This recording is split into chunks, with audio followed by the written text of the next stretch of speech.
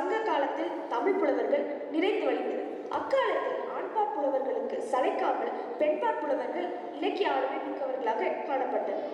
அவர்களுள் ஒருவரே ஔவையார். அதியமானுக்கும் தொண்டைமானுக்கும் போர் மூடாத பிடித்தெடுத்தனர். அந்நிகழ்வை நாடகமாக நடித்து காட்ட நம் மாணவர்கள் வருகிறார்கள்.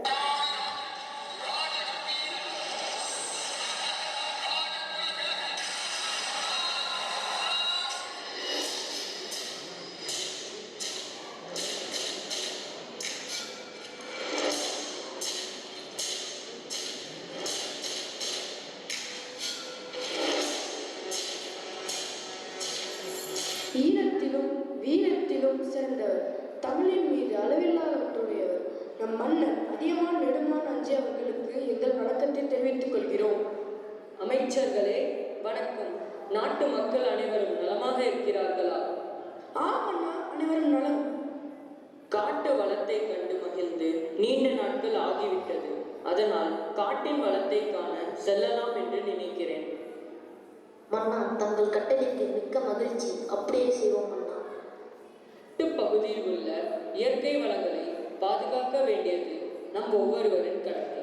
அதோ பாருங்கள், எவ்வளவு இயற்கை நிறைந்த பூமி. தொலைவில் ஏதோ ஒரு கனி ஒன்று தெரிகிறது. பாருங்கள், என்னவென்று பார்ப்போம். மன்னா, நான் பறித்து வருகிறேன்.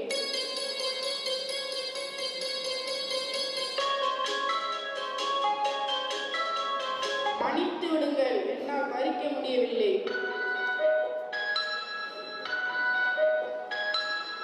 நீ எல்லாம் ஒரு அமைச்சர். தள்ளுங்கள் அமைச்சரே, நானே சென்று பறித்து வருகிறேன்.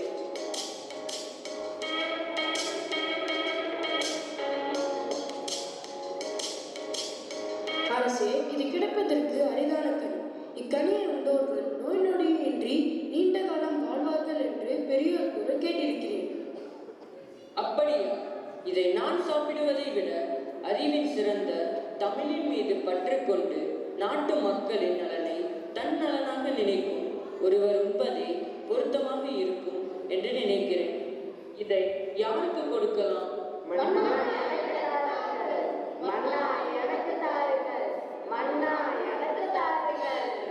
தமிழை அறிந்த புலவர் ஒருவர் இருக்கிறார். அவர் வேறு யாரும் இல்லை, நம் ஔவைதான். அவர் உண்டால் நாடும் தமிழும் பல நூறு ஆண்டுகளுக்கு எந்த குறையும் இல்லாமல் இருக்கும். அழைத்து வாருங்கள் ஔவையை நம் அரண்மனைக்கு. ஔவையே, இக்கனியை தாங்கள் பணிவோடு ஏற்றுக்கொள்ள வேண்டும். என்ன சுவை தித்திப்பாக உள்ளது. ஔவையே, கனியில் பல சிறப்புகள் உள்ளது. ஒன்று, இக்கனியில் நமது அரசரை மலை உச்சியில் உள்ள மரத்தில் ஏறி இக்கனியை பறித்தது. மற்றொன்று, இக்கனியில் உண்டவர்கள் நோய் நொடி இன்றி நீண்ட காலம் வாழ்வார்கள். தாங்கள் அருந்தாமல் எனக்கு கொடுத்து தம் குலத்தை காத்தீர். வாழ்க, நீடோழி வாழ்க.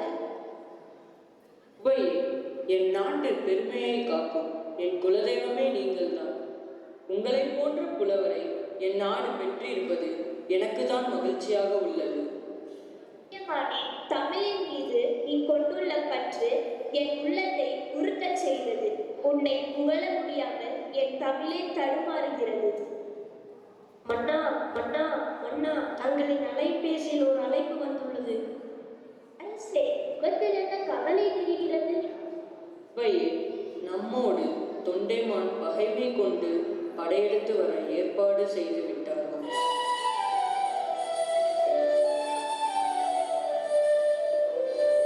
அரசே, தாங்கள் அன்றி நான் ஒரு நாளும் கண்டதில்லையே. போர் உங்களுக்கு என்ன புதிதா? ஒவ்வொரு போரின் போதும் எத்தனை இழப்பு, எத்தனை அழிவு. இந்த போரை தவிர்த்தால்தான் என்ன? புரிகிறது மன்னா, உன் கவலையை நான் தீர்க்கிறேன். இப்போதே தொண்டைமானிடம் சென்று போர் ஏற்படாதவாறு தடுக்கிறேன். இதோ புறப்படுகிறேன். ஔவையார் புறப்பட்டு விட்டார். என்ன ஆக போகிறதோ தெரியவில்லையே.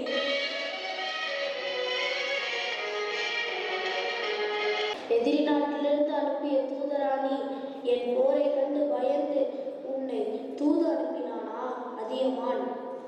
தொண்டைமானே, நீ வர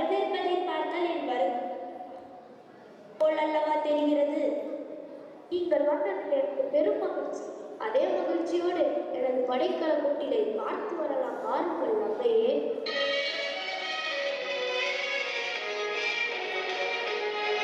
பார்க்கும் போதே வியப்பாக இருக்கிறது.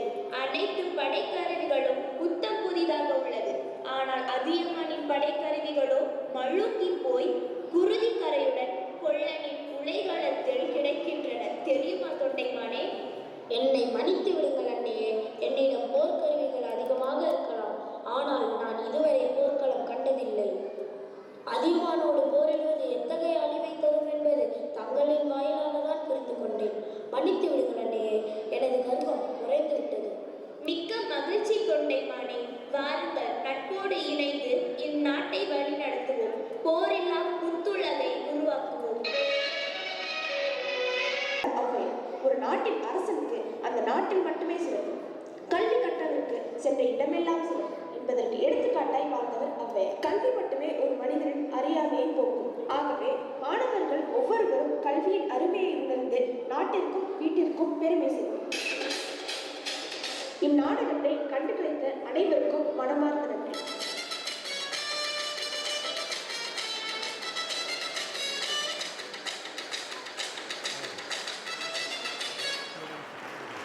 மனக்கவர்ந்த பாடல்களுடன்